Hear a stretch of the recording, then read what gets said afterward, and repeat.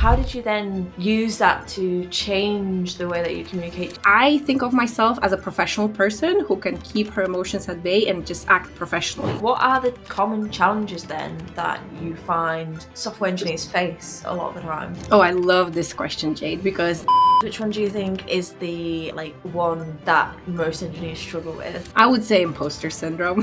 How does burnout commonly manifest in the software engineers that you've spoken to? I had these 3 models in my mind that were really kind of like pushing me towards burnout. One of them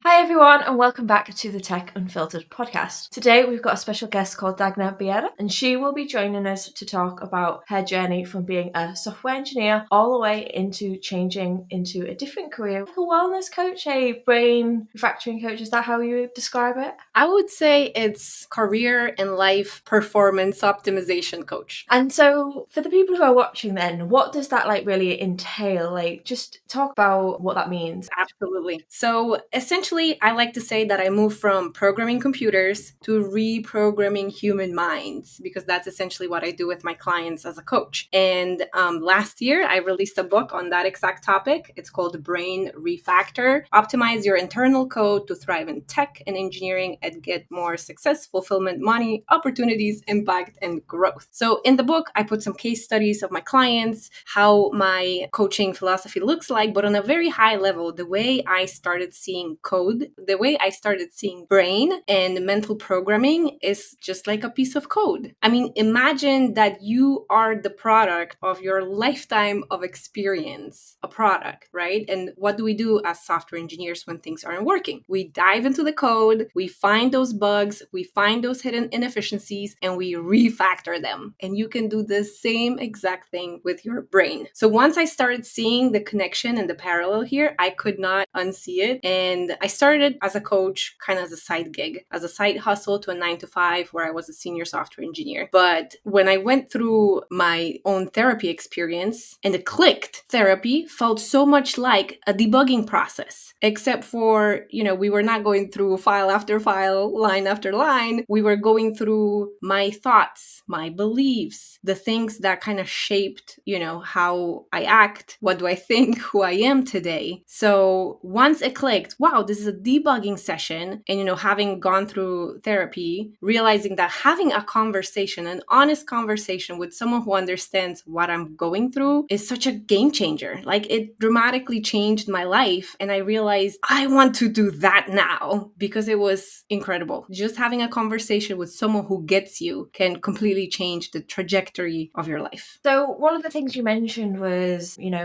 drawing some parallels to coding and to the brain. Can we step a little bit back and just go into that journey then? How did you get into coding and what was your journey into starting as a software engineer? Absolutely. So when I was a teenager, I had this big dream that I'm going to create the future, whatever that means in the mind of like a 15-year-old. But at the very beginning, at that age, I was pretty good with math and physics. So engineering felt like a very natural path for me. So I picked a thing that sounded like the most close and most futuristic that I could pick and had like a hint of prestige in it, right? And I picked actually control engineering and robotics as a degree to study. So I'm actually a trained robotics engineer and I study back in Poland at Wrocław University of Technology. And basically I thought, I'm building robots now. I graduated, I'm building robots, I am surely building the future now, right? Except when I started working as a robotics engineer in one of the European Union sponsored projects, I realized that building robots is super slow. And a lot of the time you build like a prototype and you don't really get to see it having an impact, right? I mean, the robot that I helped build, the project I worked for, probably will see 5 PhD students in the next 10 years, and then it will be outdated because technology moves so fast. So then I thought, okay, I'm trying to build the future. I'm trying to have an impact. What if the robots is not it? And then I thought about software engineering because part of my curriculum curriculum was software engineering classes. And I gotta admit, Jade, I absolutely hated those back in the university because it was so scary, so daunting. It was like hard to learn how to code, you know? I cried because I forgot a semicolon in my for loop because I started with C++.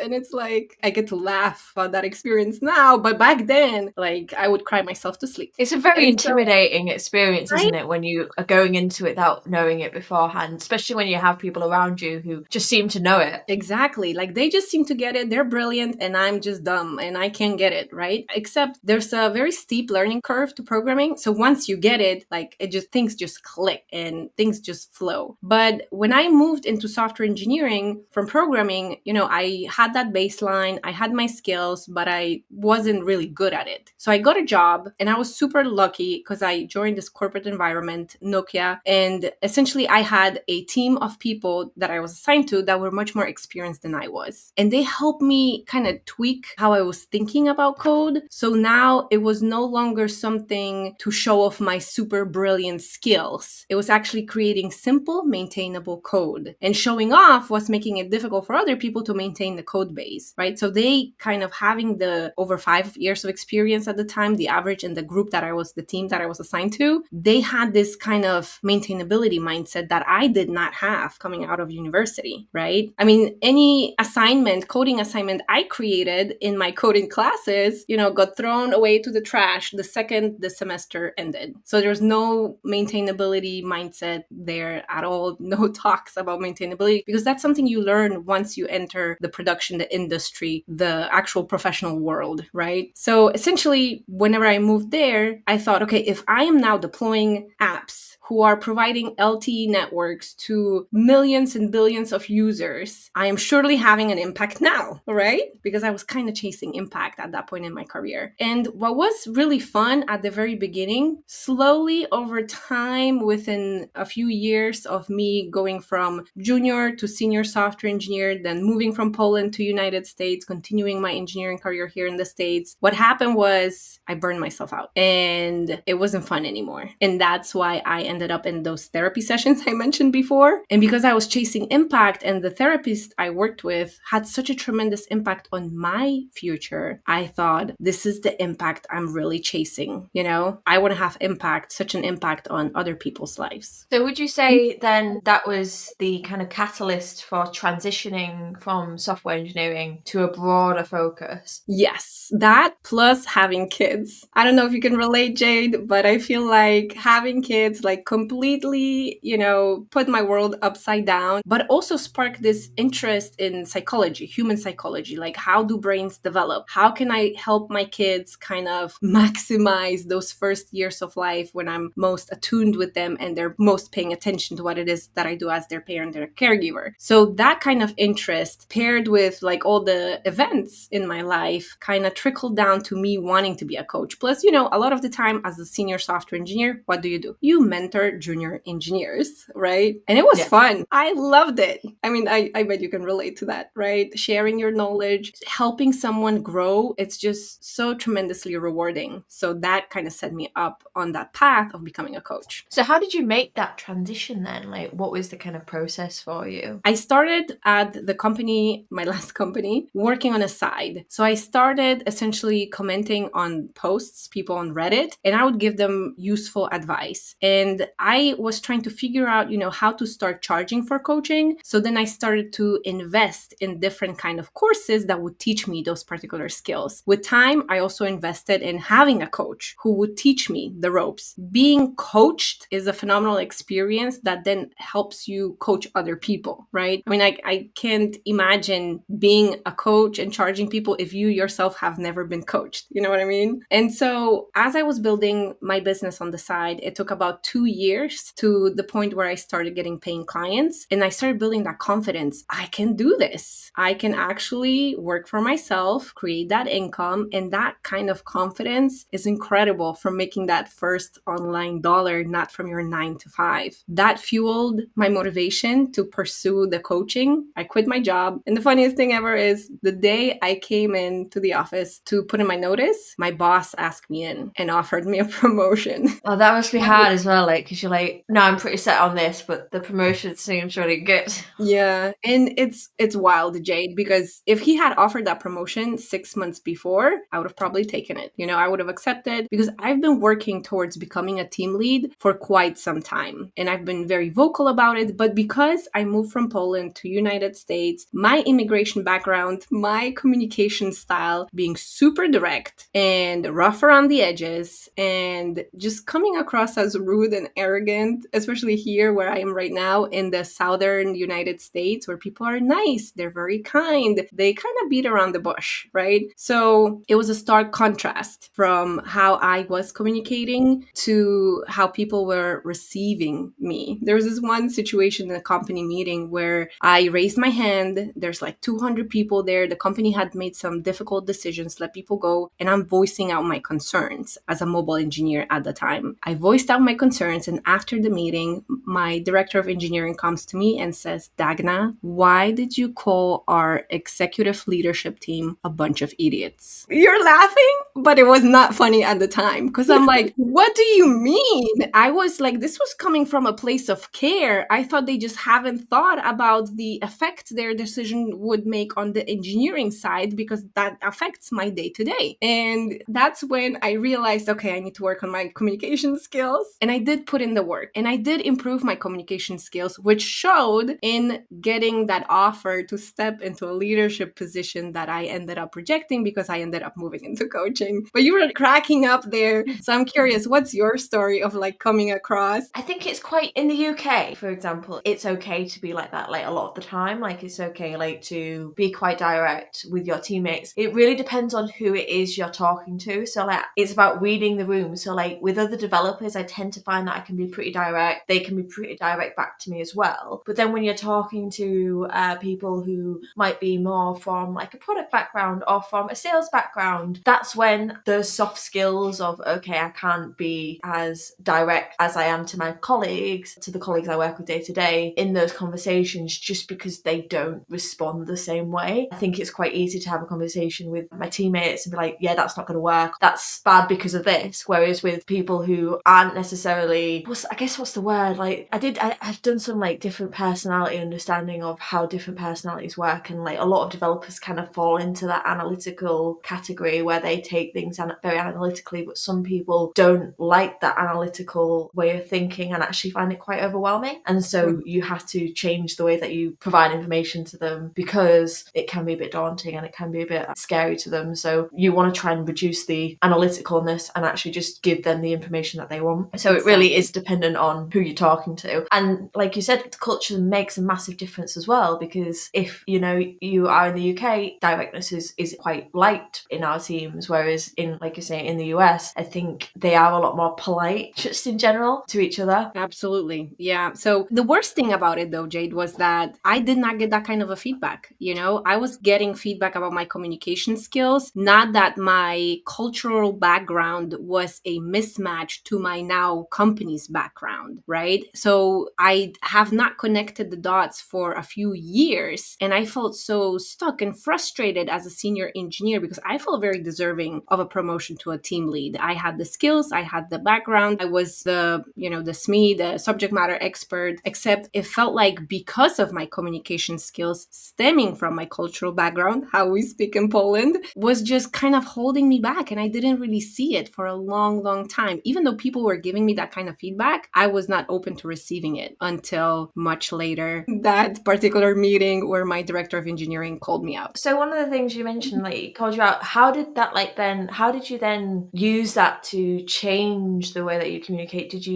Was that the initiative for you to then go into coach, like to get a coach, or was it just you personally develop the skills yourself? So I started bringing it up in my therapy because at that point I was already in therapy because I burned myself out. I also experienced postpartum depression transition after having my first kid. And there was this situation in my one-on-one meeting with my manager that I highly respected. I came into work and I just kind of burst into tears out of nowhere, which was horrible because I think of myself as a professional person who can keep her emotions at bay and just act professionally, just keep it together. And I could not keep it together in that particular meeting. So my engineering manager just openly shared that she was going to therapy and she gave me some contact information. So seeing someone who I respected using that kind of form of self-improvement, I was like, I'll give it a try. If you, the person who I respect, are doing this, I guess maybe it won't hurt, right? Because again, my cultural background is like, we don't believe in therapy. This is like, we don't need this, kind of a thing. In my therapy, I did, talk a lot with my therapist about what was happening at work, what was happening at home. And the thing about my communication skills, it wasn't just at work that they were telling me that I was rude and arrogant and aggressive and coming across as mean. I was also getting that feedback from my husband's family and some of my friends, close friends that I made here in the States after moving. So there were different inputs. And once I put it out there in therapy, my therapist gave me essentially a guidebook that helped me assess my communication skills at first. And then once I was able to see that I had those very clear skill gaps that I needed to fill, I went into a rabbit hole of going through courses, reading a lot of books, doing some, like feedback sessions with my manager, with my family to kind of like get that feedback and start improving. So that's kind of how I went about that particular process. I'll cut this out if you want me to cut this. Do you think that the gender can sometimes play a role in this sort of reluctance to having someone be quite direct and things like that? I read, for example, The Authority Gap, and they say, like, in the authority basically says like women who are quite direct and come across as less likable. Absolutely. So I think the gender plays a role in my mind in terms of like your cultural upbringing, right? Because the way I see, again, mind is kind of like a mental legacy code as a code base, right? And it's being trained on your lived experience. And it all depends on the culture that you grew up in, the models that you absorb, how your parents act on a daily basis when you're growing up. Like you're just absorbing all these models and then repeating them. They become part of your legacy mental code. So in that sense, absolutely gender can play a role because of that. Well, not only culture that you grew up in, but at this point also like media, the role models being shown in TV. We're being essentially, what's the word that I'm looking for? I don't want to say brainwashed, but more like conditioned to think a certain way because of this input that's coming into our brains at all times, all this information that we consume. It's just really interesting because whenever I speak to someone who is a woman in tech, and they often get feedback that they come across as blunt and rude, which when I've spoken to men who have had similar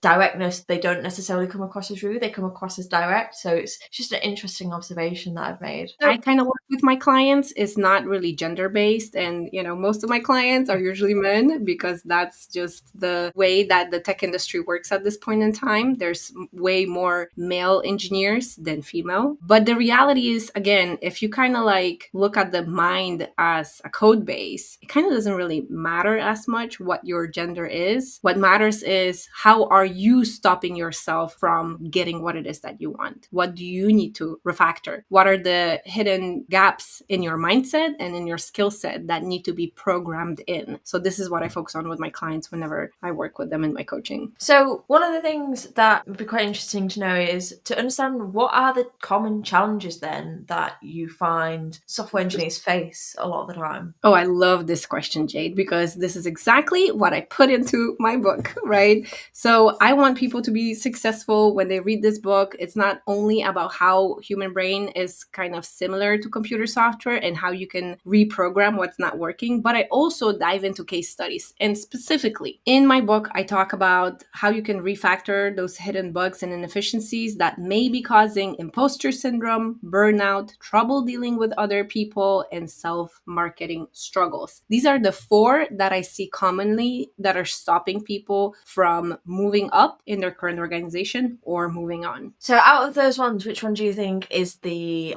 one that most engineers struggle with? I would say imposter syndrome. Although I feel like a lot of people mislabel the term because a little bit of doubt and worry is completely normal. It's a really great psychological process that that allows us to make good decisions, to think about what it is that we're about to do. So a little bit of doubt and worry is perfectly normal and perfectly fine. The imposter syndrome, the way I kind of see it, is as this set of routines that send you into spiral. We're talking while true, and you're in it, right? And you're going down the rabbit hole, and mentally all the thoughts that are coming up are essentially holding you back. Either you're missing out on opportunities, you're hiding, you're not speaking up, and that's really bad for your career progression and also in life. So whenever you are dealing with imposter syndrome, the one thing that I help my clients with is to interrupt the routine. So the triggers might still come up, right? The triggers, like, let's say you're a junior engineer and you're talking to this arrogant senior engineer, like, the one that I used to be, and you're kind of full of fear because you're thinking, this person thinks less of me. He thinks I'm dumb, right? The reality is your thoughts are not true. They're just kind of like a log statement of this outdated code that's sitting in your brain. So now it's up to you how you're going to interpret it, how you're going to act on it. And a lot of the time, what we do as just human beings is react on autopilot. Something happens and we react. We don't really think about it because our brains are efficient. We have a lot of things that are automated. We just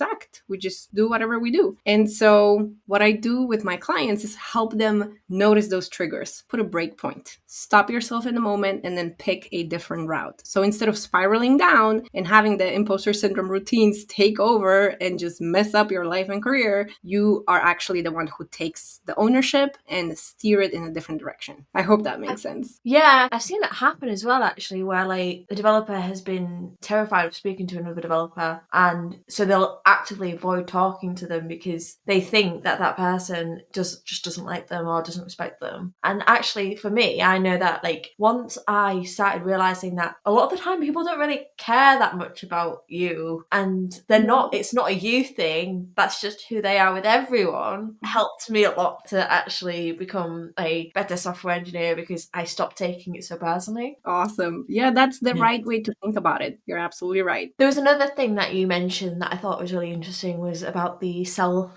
promotion and networking. I imagine that's quite a common one as well. Yes, the self-marketing struggles. Oh, don't get me started. And I mean, part of it is because if you think about engineering education and how we are trained, we're trained to solve difficult technical problems, right? We're trained to find focused blocks of time to, again, solve a problem. And a lot of the time, the soft skills are just not on our agenda, right? And if we have not been trained properly to have soft skills, we're just not going to have them. So we're going to be horrible at marketing ourselves. It's just a given because we never learned that particular skill set. But also a lot of the time, what I notice is that a lot of engineers have this this yucky feelings around marketing because we have faulty mental models of what marketing is, right? If in your mind, the mental model for self-marketing is cheating, lying, deceiving people, and you see yourself as a person with integrity, someone who's honest, you're not going to market yourself because this mental model goes against of what you believe about yourself to be true. So what you could do, and what I do with my clients, is to update that marketing model that's in your mind. And we update the self-marketing to be educating others in integrity with what it is that you believe that you bring to the table. What's the value that you bring in? And if you are able to reprogram that mental model and see it as educating others about the value that you bring, you'll realize that you have to market yourself because otherwise other people are missing out on your brilliance, I love that because you're completely right. I think I have spoken to so many software engineers who just think they're so humble that they never want to talk about their achievements. They never want to talk about what it is they've done.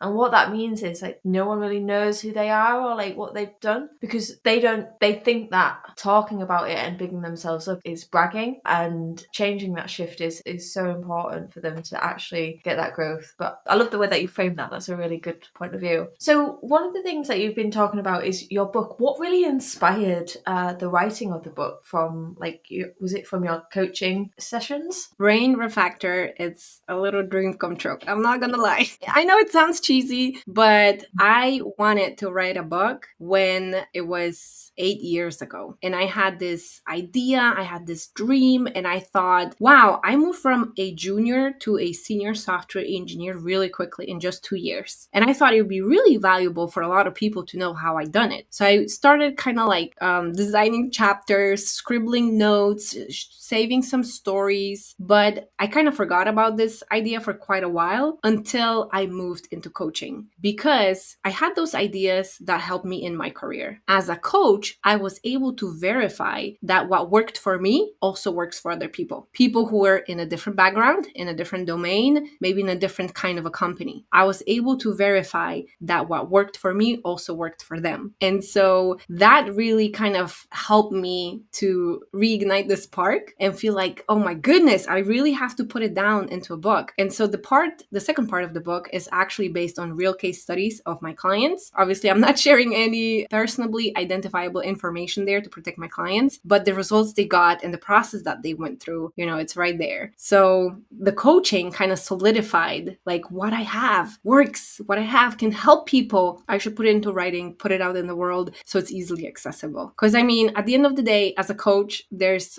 like 30 million developers out there, or some huge number like that. Don't quote me on this, but a huge number. I would not be able to help every single person even if I wanted. Like there's not enough time in the world, right? But by having a book, I'm able to kind of share the knowledge on a very easily accessible level. That's awesome. Do you have an audible version of that, by the way? I am planning on recording one, so whenever that comes out, I'll be sure to let you know, Jade. Yeah, that's great. I don't read a lot of books, but I listen to them in the car, especially ones like the one you've written. And so I think it'd be a great next book to read or to listen to, I guess, is the better frame for that. So one of the things we spoke about was burnout and how you got yourself burnt out, and that's how you went into therapy. How does burnout commonly manifest in the software engineers that you've spoken to, and what helps typically get them over that? Yes, so if it's okay, I would love to read a little piece out of the book, if that's okay. Awesome. So I'm starting with chapter 5, Overcoming Burnout. Work likely is to be a significant part of your life for a couple of decades. Whether you're a seasoned engineer or a fresh graduate navigating the ever-evolving landscape of the tech industry, the journey is filled with interesting challenges and problems to solve. Tech projects often involve high stakes, with significant financial investment and the potential for a widespread impact. Those projects with tight deadlines, ambitious goals, and the expectation of constant innovation make it extremely easy for engineers at all levels and across various domains to choose to stay just a little bit longer at work, maybe postpone vacation, or sacrifice just a few hours of sleep in order to deliver results and satisfy that engineering curiosity. Those small decisions over time add up, and many of us find ourselves caught in the suffocating grip of burnout before we even realize what's happening. So for me specifically, there were a few things that happened. I had these 3 models in my mind that were really kind of like pushing me towards burnout. One of them is hard work bias. It's whenever you are feeling like things need to be hard, like you need to put in the work in order to deserve, like you have to work harder in order to make things better. If something's easy, then it's not as valuable, right? So with the hard work bias, I just have this tendency to overwork myself. The second mental model that I had that pushed me towards burnout was perfectionism. Being a highly ambitious person, setting the bar really high, and then focusing on the end goal, not really appreciating the journey, not really caring about the growth, being obsessed about the end goal. So that would, kind of work in tandem with this hard work bias, making me work even harder, which isn't really good. Ended up in burnout. And the third mental model that I needed to update, that was actually missing in my mind, was boundaries. I was missing proper boundaries that would protect my health, that would protect my time and my energy. So when I work with coaching clients at this point in time, one of the things that we do in our coaching is assess, how do you set boundaries? What are some things that would be better for you to tweak and change in order to increase your performance, in order to make sure you don't burn yourself out, in order to bring you closer to the goals that you have set for yourself. But you were asking about some of the things that people can notice or experience. So we were talking about the common, how does burnout manifest and what helps manage it? So here are some things that you might be feeling or experiencing in the midst of a burnout. Feeling totally drained, like you don't have energy anymore, right? Feeling completely ineffective, feeling easily annoyed with little things really setting you off, being cynical. This one is a little hard to kind of like notice because a lot of engineers tend to be cynical and sarcastic and have that dark sense of humor. But a lot of the time, whenever you're becoming overly cynical, it might mean that burning yourself out without even noticing, right? I feel like there's like a level, isn't there? Like you kind of, there's the cynicalness of just being a software engineer, and then it gets to a point where like they're just cynical about everything the company does. I feel like for me, it was this point of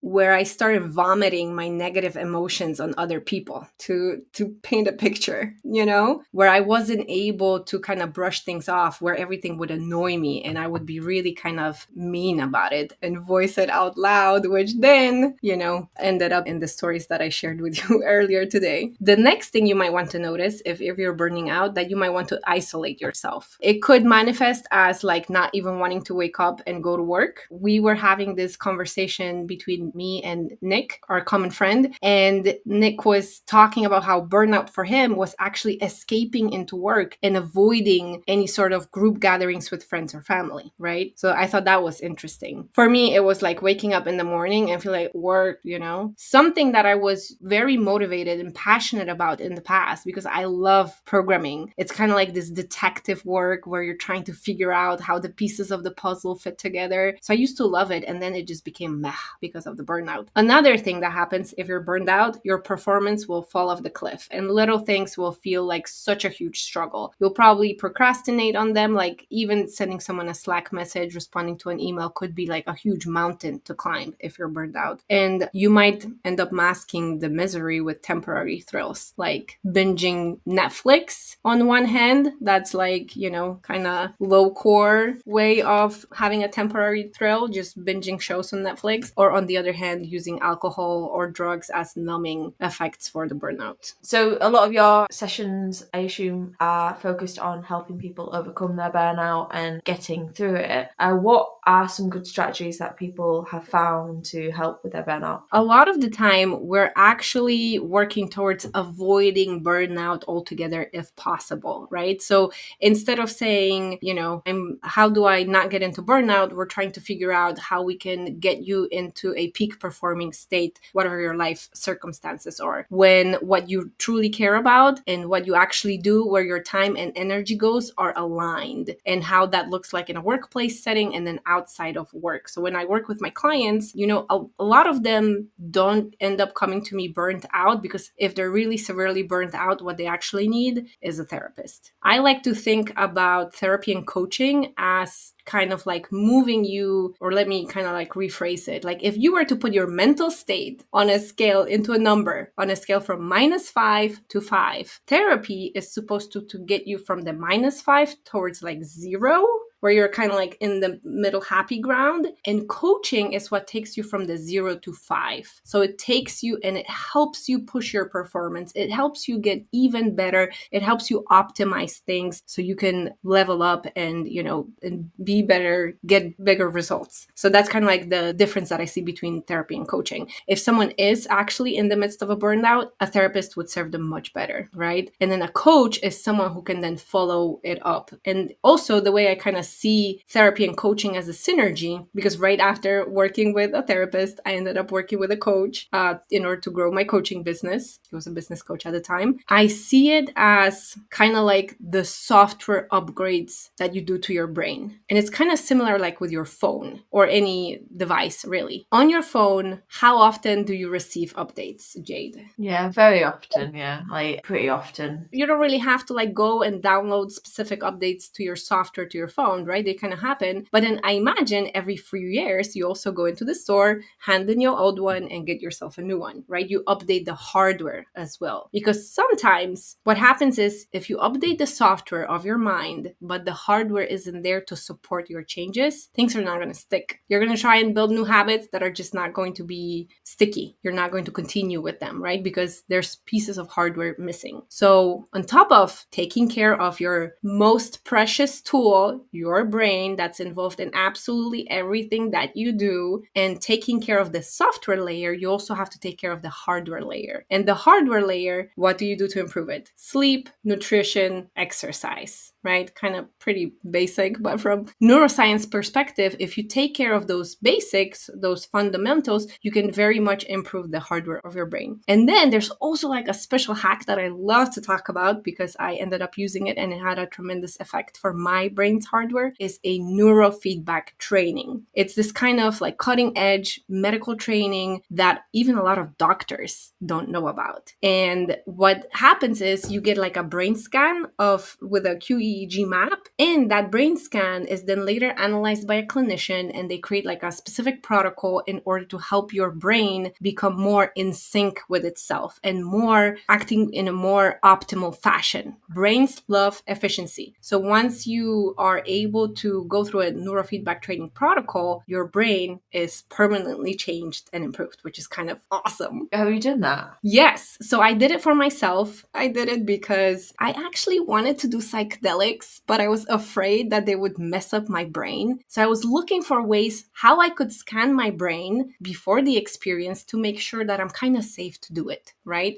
Because there's a lot of research coming out that talks about the safety of using psychedelics and how that looks like and how it can absolutely ruin your life if it turns out that you end up having a schizophrenia and it comes out in your life, or you end up having seizures because of psychedelics consumption. So I ended up figuring out that there's this thing that allows me to scan my brain. I wanted to do psychedelics and I wanted to make sure that I'm safe because at that point I was already a mom. I was pregnant with my third kid and I knew that postpartum depression was a real thing that was waiting. So that kind of motivated me to find ways how I could improve my brain, but in a way that was safe. And neurofeedback training is essentially a very safe method where, again, you get your brain scanned and then you go in sessions. I had 40 sessions and I described this whole experience in my Substack newsletter. So, without going too much into details, because I know we've talked for such a long time, I would gladly reference you or send you the link to that particular publication, that article. But what happened is... absolutely. Super interesting. But, well, it's fascinating. And, I have doctors in my family, and I was the one who introduced them to this whole concept and this whole idea. And they had medical training and they've never heard about this QEEG neurofeedback training. In Europe, biofeedback is more popular name than neurofeedback. In the States, it seems to be neurofeedback. But anyway, I ended up having 40 sessions and it changed how my brain processes the information, processes the life around me, all the signals that I end up ingesting and how I act. And let me tell you, Jade, it changed my life so much, just to give you a comparison, that I feel calmer and more chill as a mother of 4 than I was as a mother of 2. Mind blowing, Like if someone asked me before I did that, like if I'd be able to handle having more kids, I'd be like, oh no. The interesting too is improve my relationships, because what happened was it changes the hardware of your brain. There's this part of your brain that is responsible for analyzing how you hear things. And because of life stresses, there was a lot of, I reached this point in my marriage where I felt that my husband was attacking me with every single thing that he would say. And with neurofeedback, it changed how I heard him. All of a sudden, I wasn't getting defensive anymore. I didn't change anything about how I was thinking about this. It's that my brain was processing the inputs differently. I heard him differently. We started fighting much less and we became much happier as a couple. So it had so many tremendous good effects. And also I noticed, which I think is the most important of all, is that my sense of like feeling alarm in my body like dramatically lowered. I used to get triggered much easier, much more easily than I am now. It felt like I was this kayak on the ocean and, any wave would just kind of trip me over. Now I'm a freaking cruise ship and no waves can really trip me over. I love that. No, I love that. That's great. So one of the things we were talking about was how you've managed to refactor your brain, and a lot of your helped work with your clients to help improve their mindsets. What's one of the things that you've found engineers really, really struggle with and find particularly hard to overcome, or like habits to adopt or break? Well, one of them is actually receiving feedback. I think that's really the key to growth, to success, is receiving feedback, being open to it, right? Not just the kind of feedback that we typically think about, which is a peer review, a code review, feedback from your manager or your coworker, or a performance review at work. That's what we usually think as feedback. When in reality, feedback is any sort of information that you can use in order to improve your legacy mental code, right? So not getting a promotion, that's feedback. Feeling miserable at work, that's feedback. Feeling happy or excited about what it is that you're doing, that's feedback, right? It's really about how you use that information, detach the data from the drama, and then use it to actually improve your mental code so you start acting more in line with what it is that you're trying to get out of life and creating the kind of results that you're trying to get in life. So the reason I'm saying that engineers are kind of bad at receiving that feedback is because we're very defensive, Like, why do I need to change? Why do I need to improve my communication skills? My teammates should just deal with my directness, They're just too delicate. So a lot of the time we think of ourselves as like super analytical, super fact-based, that we completely ignore emotions. And emotions are also feedback. So that's something that I help kind of my clients with, helping them open themselves up for feedback, for objective, the kind that helps them grow. And actually currently working on a free course for anyone who joins my Substack publication so they could improve their own skills in receiving feedback and use it to accelerate their growth, whether that's personal or professional. Oh, that's amazing. I love that. I definitely agree though, like in terms of, I think sometimes it's not necessarily like even just being defensive, it's just being a bit oblivious as well. Yes, because of that training that you received as an engineer where you just don't know what you don't know. You don't have the skills to communicate and receive that feedback. So then you're like, you don't see the importance. You're oblivious, just like you said. I think I'm going off a bit of a tangent here, but I think navigating that conflict is something that I've seen people really struggle with from all angles. So people find it difficult to provide feedback as well. That is true because, again, it's a skill. Most engineers were never equipped with that kind of skill. That's why we see a lot of engineers when they transition from being an IC to any sort of leadership position, whether that's a team lead or an engineering manager or whatever, they feel like they're drowning because all of a sudden what brought them here to the senior engineer position did not equip them to go there to that next level. And they're not equipped with skills. So all of a sudden you have to master all these new skills. How do you plan your time, manage the project, manage the team, deal with the conflicts on the team? How do you, communicate with your peers and up and down and across departments? So it's all this kind of set of skills that you did not have as an engineer that you need as a leader, and providing feedback is just one of those skills. Yeah, and you can kind of see how it snowballs a little bit, because if you can't receive feedback and if you can't then give it, then you end up in a situation where you're just avoiding that conflict. Exactly. That's not serving either one of you because you're not communicating and you're not getting things done. There are things that are,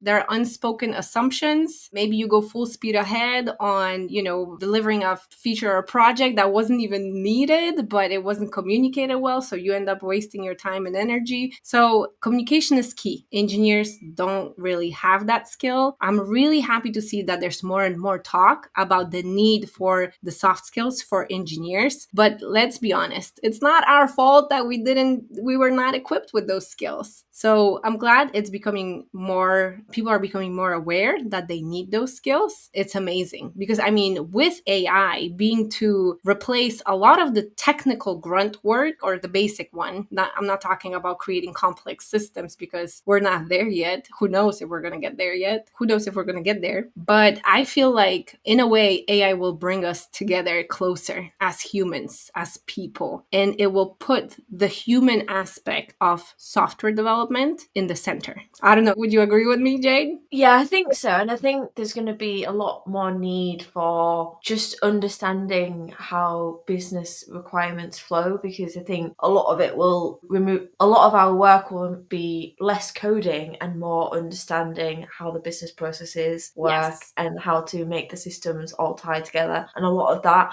requires constant communication with clients, with customers, because a lot of it is just how businesses flow and how businesses operate, making things work for a particular business in the way that they want to operate. Exactly. And it's really important to kind of like start working on those skills. If you listening haven't, this is the universe telling you it's time to invest in your soft skills. But whenever you think about it, tech skills kind of open the door, but it's the soft skills, the ability to lead, influence, impact is what brings you the opportunities. So that's something to think about. Tech skills is just the beginning. It's just a foundation. But if you really want to be successful in your engineering job in tech, you need to master that human aspect. Absolutely. So we're coming up to the end of our session today, and I just want to ask you a few closing questions, but what advice would you give to anyone struggling with mindset or motivation in tech? It's super important to invest in yourself because, again, your brain is at the center of everything you do. So once you improve your brain, everything else improves too. And in terms of career progression, whatever obstacles are currently facing, you can refactor them out because you are the person holding yourself from getting what it is that you're trying to achieve. And where can listeners connect with you to learn more about your work and more about your book? The best place, absolutely the best place, is my Substack. So you can go to dagnabieda.com or you can go to mentalosupdate.com and it will redirect you to my newsletter. Essentially, that's what I write about. Kind of like with the book, with the brain refactor, I dive into different topics of how you can, by understanding how your brain works, refactor whatever is not working. So I hope to see you there. And for whoever subscribes, you're going to get that email course I mentioned earlier, free email course on how to improve your feedback receiving skills so you can accelerate your growth. Well, I'll be sure to link all of those down below as well in the description. So if anyone wants to access them, you should be able to get the links for Dagna's stuff there. And yeah, the only last thing I want to do is some quick fire questions. So are you ready? Okay, let's go. Favorite programming language? That's got to be Python right now. Tabs versus spaces. Outlook or Gmail? Gmail. ChatGPT or Cloud? ChatGPT. Favorite IDE? Vim. And that's pretty much it. Thank you so much for joining me on today's session, and it's been great having you. Thanks so much, Jade. I had a blast. Thanks for having me. Thank you. Bye.